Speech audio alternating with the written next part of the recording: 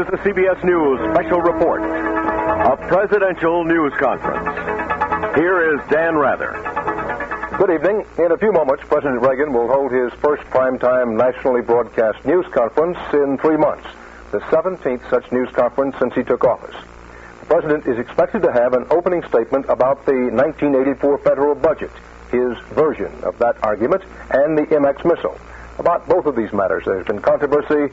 Both are subjects he discussed this morning with Republican congressional leaders. The scene is the East Room of the White House.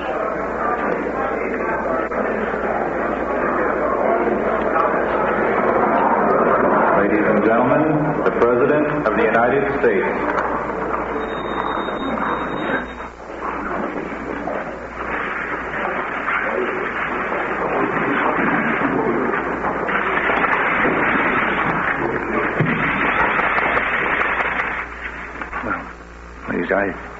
Good evening. I have a statement.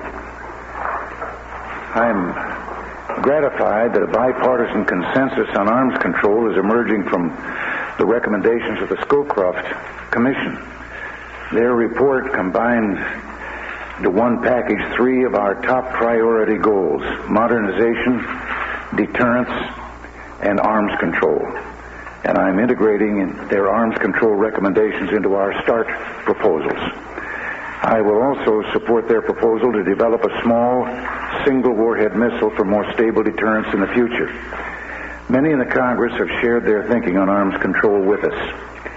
Close cooperation can show the Soviets that we Americans stand united, ready to negotiate in good faith until we succeed in reducing the level of nuclear weapons on both sides. Working together and exploring initiatives such as a proposed mutual build-down of strategic nuclear forces, we can keep America strong and achieve arms reductions that strengthen the peace and benefit all mankind. I congratulate both appropriations committees for their bipartisan approval of the MX Peacekeeper missile recommended by the Scowcroft Commission. I look forward to prompt approval of this vital program by the full House and Senate. It'll be one of the most important arms control votes of the 98th Congress. The Scowcroft Commission demonstrated it could take on a complex issue and achieve bipartisan agreement. The question now is whether the Congress can also reach a consensus with a resolution and unity to strengthen our national security, reduce the risk of war, and ultimately achieve reductions of nuclear weapons. Another subject, the Senate will soon reconsider is the proper word, a budget resolution. Some say the congressional budget process is at stake. I say the stakes for the American people are greater. The real question is, do we keep our hard-won economic recovery moving forward? Or do we stop recovery by reversing course? The answer for most Americans is clear. In January, I proposed a common-sense budget to reduce deficits through defense cuts and a domestic spending freeze, but with virtually no new taxes in 1984 or 85. The House and the Senate Budget Committee said no. They have voted to increase domestic spending and to raise the people's taxes by over $250 billion. That's a $3,550 tax hike for a typical family over the next 5 years, enough to pay for nearly 9 months of grocery bills. I tried again supporting the so-called Domenici Compromise with less defense and more domestic spending than I really wanted, and to no avail. It is time to draw the line and stand up for the people. I will not support a budget resolution that raises taxes while we're coming out of a recession. I will veto any tax bill that would do this, and I will veto spending bills that would rekindle the fires of inflation and high interest rates.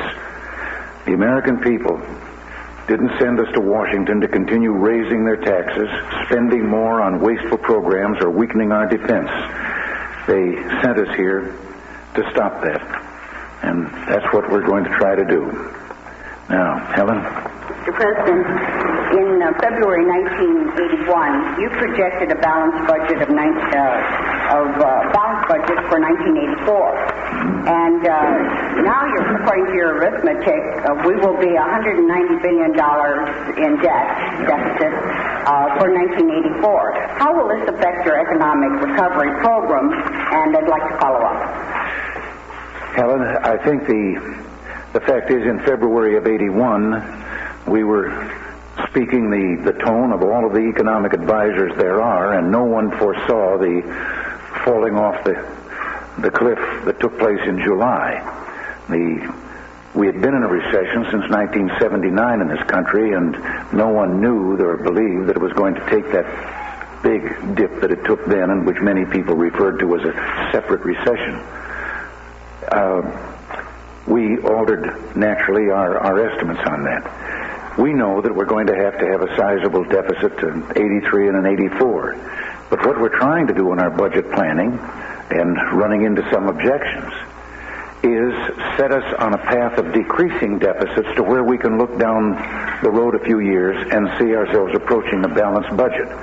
This was what the 84 budget that I have mentioned here, my remarks, and that I submitted to the Congress earlier this year for 84, was designed to do, to set us on that kind of a path. And I don't see, of course, about 50% of the budget deficits we have to say are made up or are based on the recession.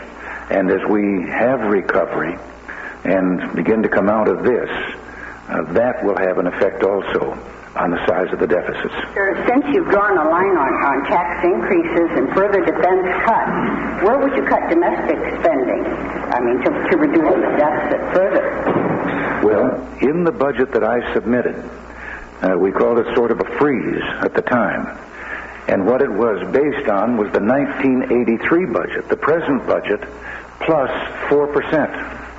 Across the board for domestic spending. And this was on an estimate that we could bring inflation down to a 4% figure. So it was going to be for 84, the 83 budget adjusted for inflation. Well, we have inflation down to less than 4%. And so if we adopted that budget, we would be giving a real increase over and above inflation of the 83 spending. And I don't think we've done badly in 83. And that's why I still think that it is a budget that should be considered, because that budget would have set us and started us on the line of declining deficits. Jim? Mr. President, with the Syrians balking at joining the Middle East negotiations, how will you and Ambassador Habib manage to encourage them to take part in the withdrawal? And really, what reason do you have to be optimistic that this can take place? Well, for one thing, the Syrians are on record. They were invited by Lebanon to come in and help them in the troubles that were going on in Lebanon. And now Lebanon has said they're no longer needed and has invited them out. But at the same time, the Syrians have repeatedly said that when the other forces leave, when the Israelis leave and so forth, they too will leave Lebanon. Now, I grant you they're saying some different things today, but I also know that a number of their Arab allies are urging them to stick with their word and to leave when all forces are prepared to leave. And I can't believe that the Syrians want to find themselves alone, separated from all of their Arab allies. Mr. President, to follow up on Jim's question, what specifically is the United States willing to do to encourage Syria to leave? For instance, is the United States willing to offer a negotiating role to the Soviets if that would help, or willing to offer U.S. military and economic aid to the Syrians to encourage them to withdraw their troops from Lebanon? Well, I think that we'd make the kind of... I think they should be able to see that they would have the same kind of relationship with us that other countries there in the Middle East have. I don't think that the negotiation should include inviting the Soviet Union into the Middle East. I don't see what reason they have to be there. And possibly there is pressure on the Syrians coming from the Soviets, who now have several thousand of their military forces in there, in addition to the missiles and so forth. George? Mr. President, several recent episodes suggest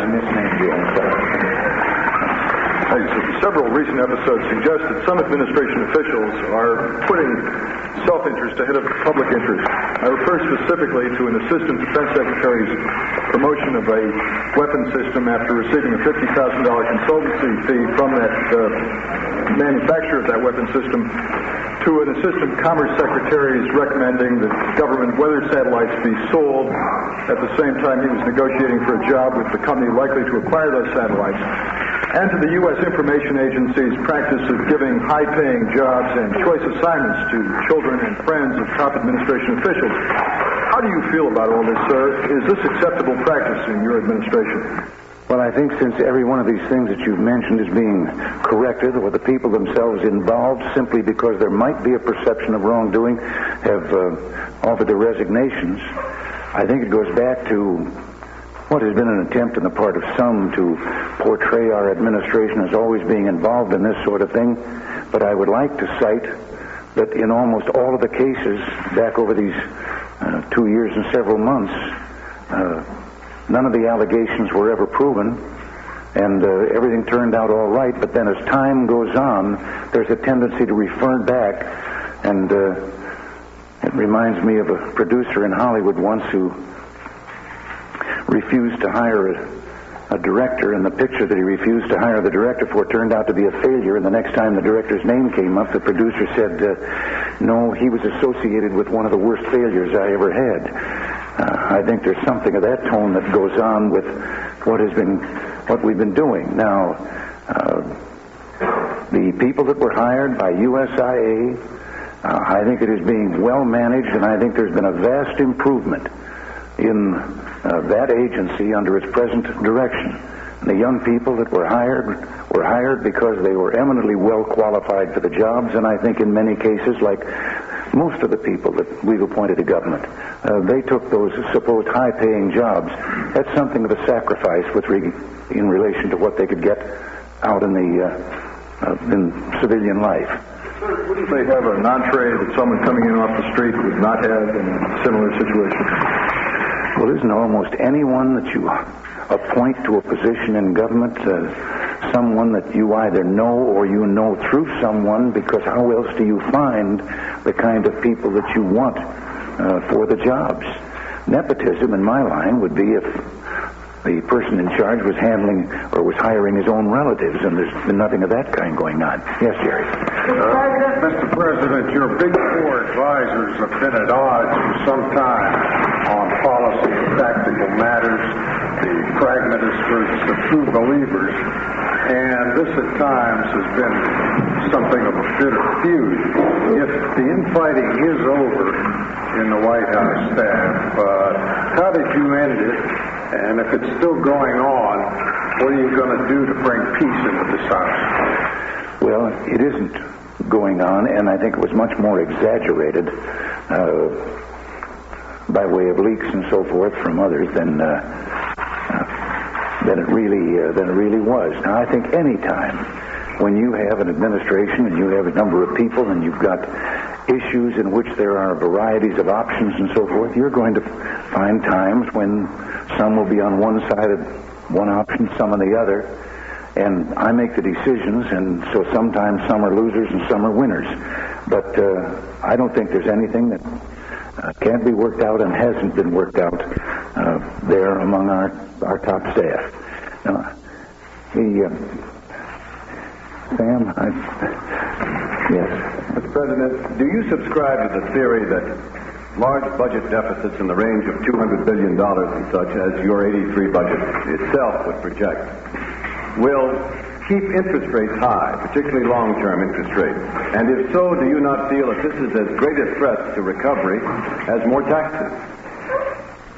If interest rates were to go up, of course, but I don't see any sign of that, and they have come down considerably, as I have repeatedly said, to half of what they were just a short time ago and when we started. And I know that perceptions in the marketplace can sometimes influence the people in the marketplace. And we have to watch out for things of that kind. But all of the economic indicators are such that I see no reason why they should be going up. As a matter of fact, I think in the very near future we're going to see a further drop in interest rates. May I follow up? Because you mentioned the word perception. Many people believe that if you reappoint Paul Volcker as chairman of the Federal Reserve Board, this will steady the market and this will give confidence to Wall Street. Will you reappoint Paul Volcker? Sam, as I've said before, we don't discuss the possible appointees that face us until the time comes, and when the time is right, why we will get together on that subject and decide what our course is going to be. Andrea? Mr. President, the situation in Poland seems to be getting worse, not better.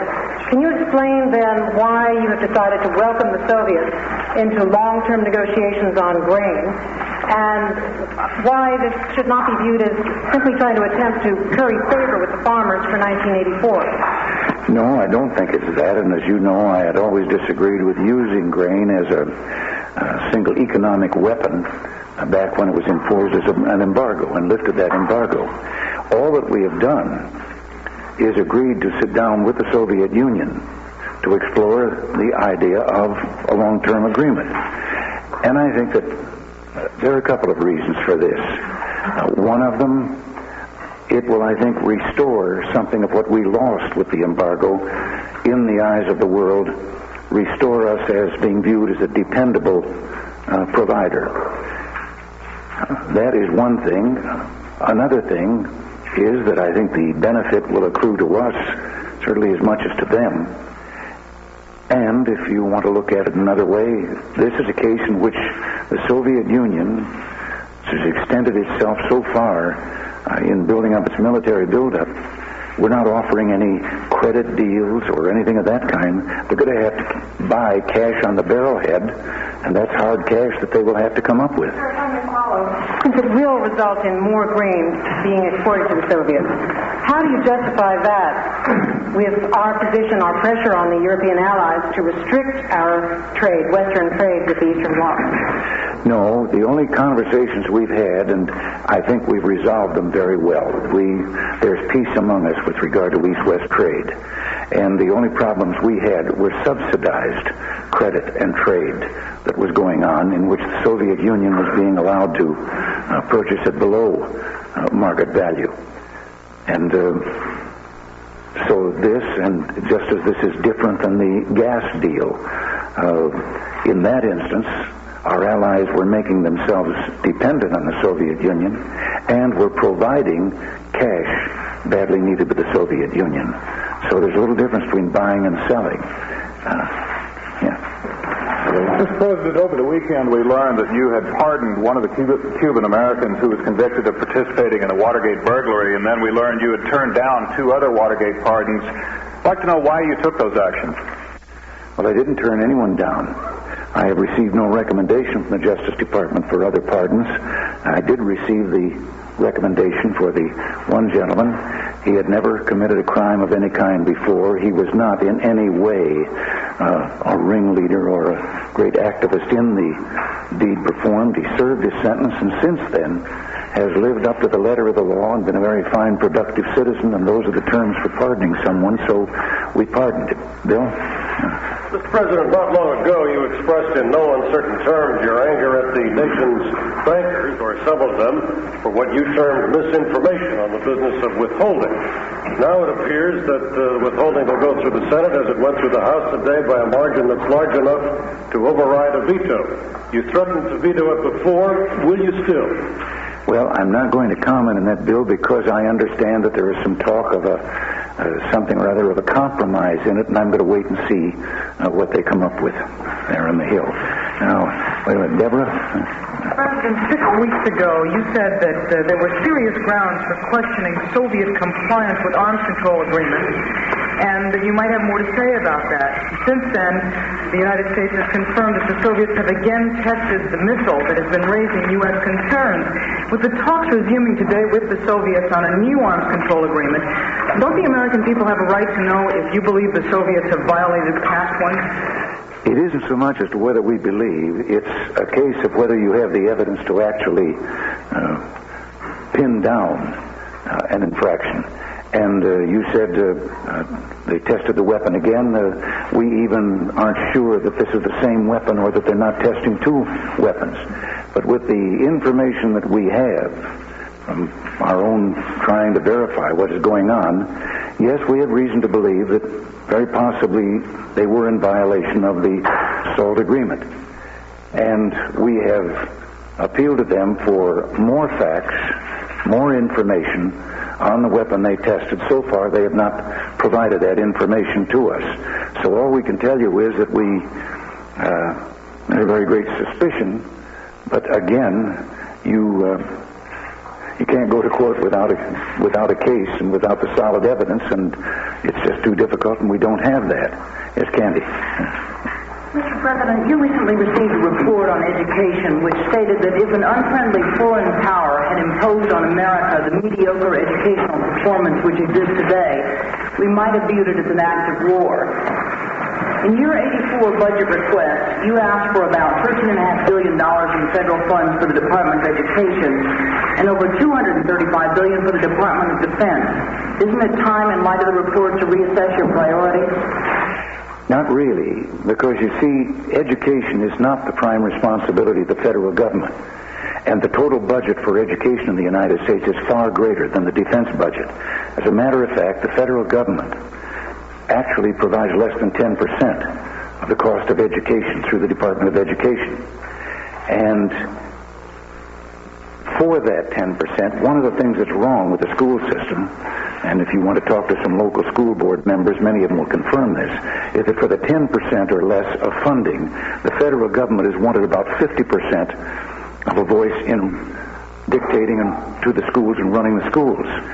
Now, we've gone through a period, a number of years, about 10 years, in which we went from $760 million federal aid to education to about $14.9 billion, and that's a 2,000% increase, and it was during that period that the testing scores, the college testing, entrance tests, and so forth, began to decline so severely.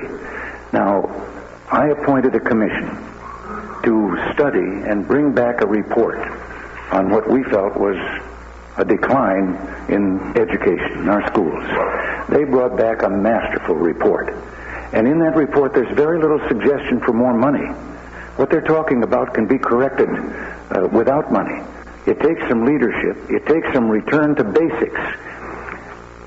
It takes having students that now have to learn what they're supposed to learn in a class before they're moved on to the next class, just because they've come to the end of the year. And there's an awful lot of that goes on.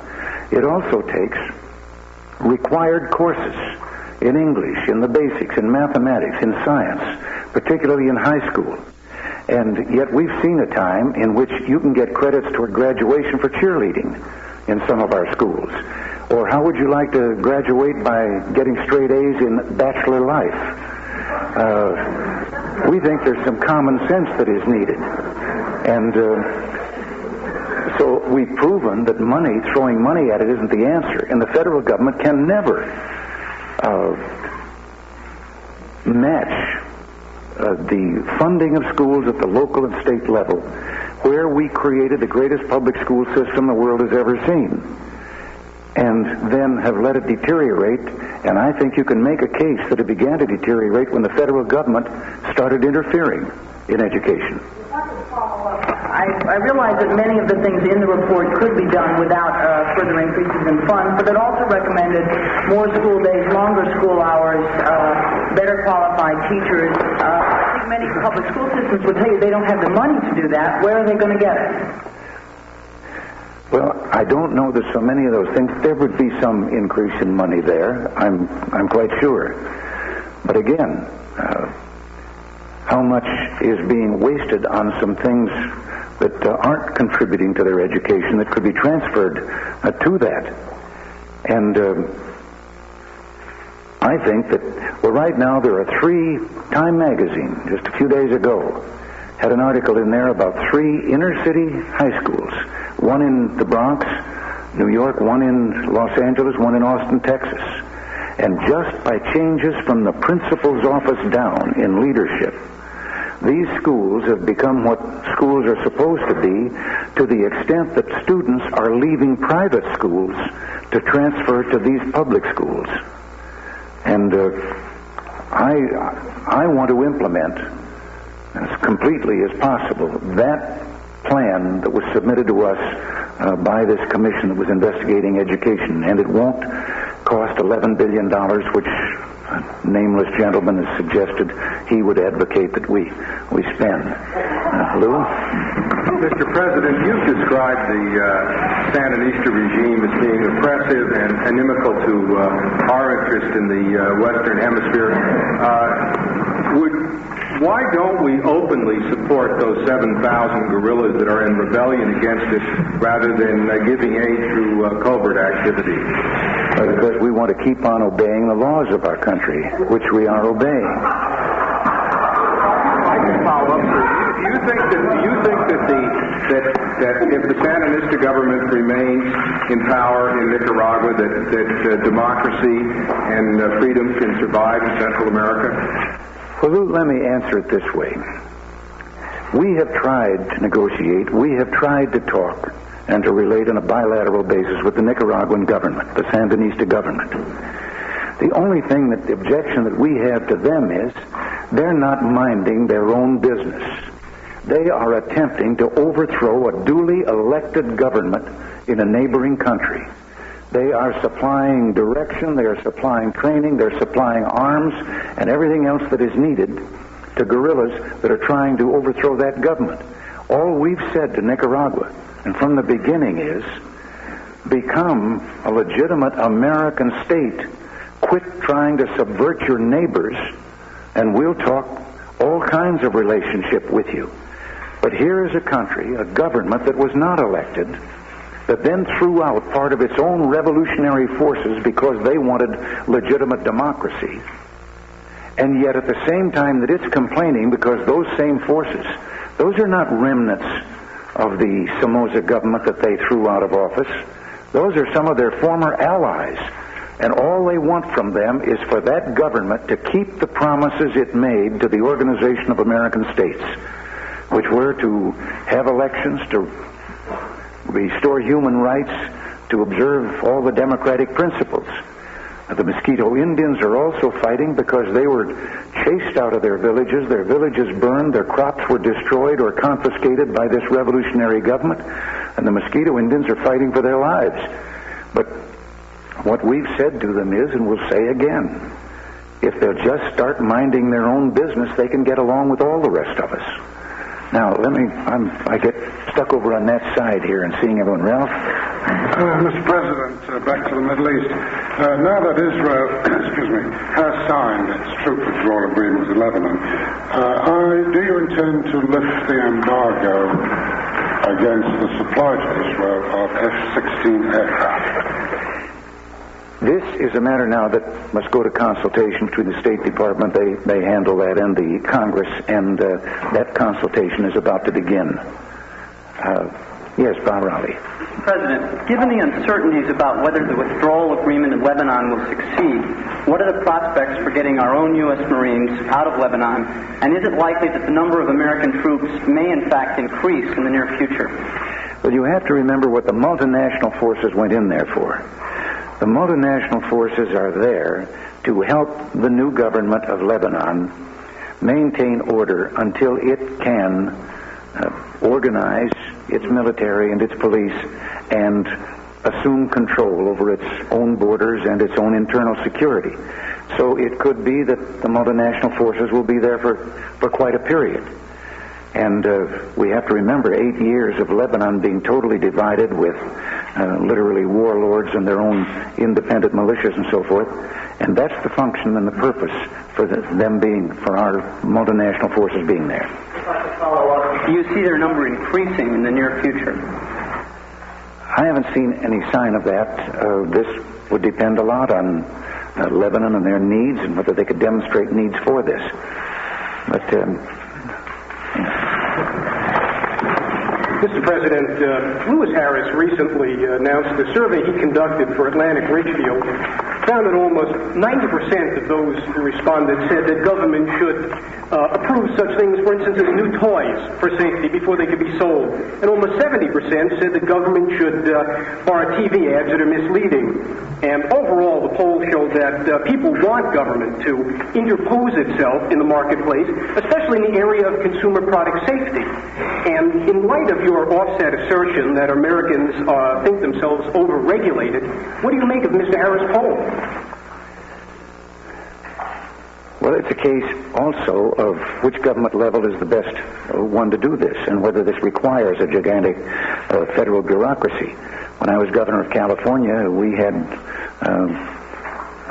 did that at the state level and very effectively. And there are also private sector things, better business bureaus that do much the same thing. But I have to, as you know, I'm a Johnny One Note on this. A lot of things that are suggested for the federal government, I want to make sure that they aren't the legitimate function of another level of government and that they can't be better done by another level of government. Jerry? There have been some recent reports, Mr. President, raising the possibility that you might abandon black voters in the event that you seek re-election. Of course, that's been denied by some officials in the White House. Even so, considering the backlash to your administration's policies in such areas as the budget and civil rights, how do you see your chances with black voters in the event you seek to run again? Jerry, I'd have perfect confidence in our chances with black voters in America if we could get the truth to them. I know that, again, that word perception has been carried on. And what the perception is, first of all, you're hearing another official from the White House telling you that, no, we're not casting any voters aside. And yes, I do think we have a lot to offer. Now, among the perceptions that somehow our budget cuts have affected the black community more than any other, in our social or changes in social programs, all we have done is remove from the rolls people that we believe are at an income level that is above what is required for them to be getting some benefits at the cost or at the expense of their fellow taxpayers. We have increased our ability to help those truly at the lower earning end. And the very fact of what we've been able to do with inflation. A family that had $10,000 1979 and 1980, if we had left the inflation rate where it was then, that $10,000 a year family would only have $7,900 in purchasing power. And that's like cutting their income by $2,100. I think that, and as you mentioned about civil rights, we are enforcing civil rights at a record level with regard to the charges made for criminal violation of civil rights. The same is true of our ability, the money that we have regained in wage disputes for people that have been denied their fair wages. We're setting a record in that. We're out ahead of what has been done in the past in any number of those items. We have conducted some 21,000 inquiries into voting, what we think are suspected voting violations, and as you know, we have extended the Voting Rights Act for a longer period than has ever been done in history. What I think is that a pretty good hatchet job has been done on us, and a great many people sincerely and honestly believe something that just is not true. And my belief has always been, and long before I ever got here, that wherever in this land any individual's constitutional rights are being unjustly denied, it is the obligation of the federal government at point of bayonet, if necessary, to restore that individual's constitutional rights. Mr. President, that statement and some others you made recently have the markings of a candidate who indeed would run for re-election. Are you trying to tell us something, or are we misreading you?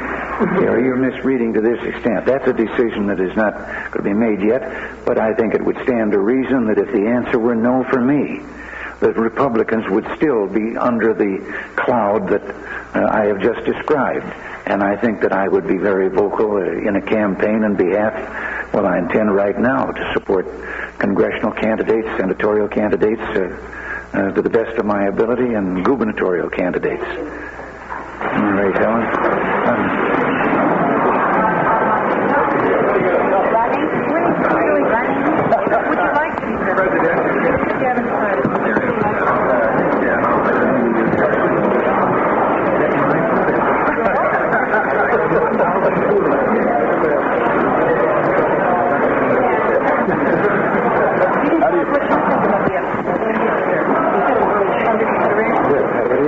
Would you like to be president?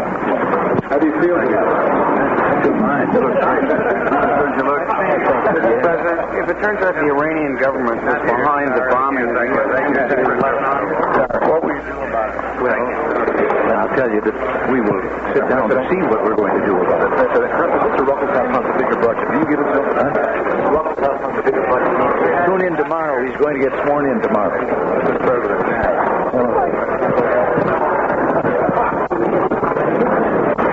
And so President Reagan has ended his latest formal news conference at the White House. In an opening statement, the president said he was gratified by bipartisan consensus on arms control achieved by his latest commission on that subject.